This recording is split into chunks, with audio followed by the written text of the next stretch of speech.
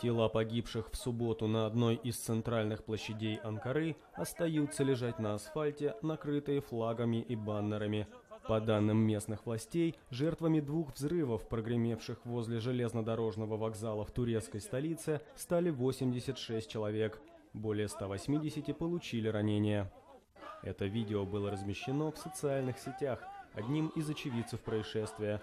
Снимая на камеру участников мирного шествия, посвященного прекращению боевых действий между турецким правительством и курдами, ему удалось запечатлеть первый взрыв. Второй раздался спустя несколько секунд.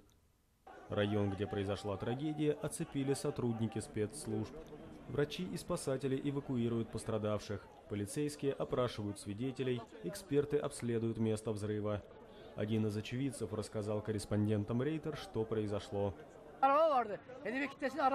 «Здесь была демонстрация. Я стоял возле одного из грузовиков», — говорит очевидец. «Прямо здесь, между баннерами, произошел первый взрыв. Мы сразу легли на землю. Еще один взрыв раздался чуть дальше. Всего их было два. Но тот, что произошел здесь, был очень мощным». Власти квалифицировали трагедию как теракт. Они предполагают, что взрывы совершили один или несколько смертников. Ответственность за произошедшее пока не взяла на себя ни одна группировка.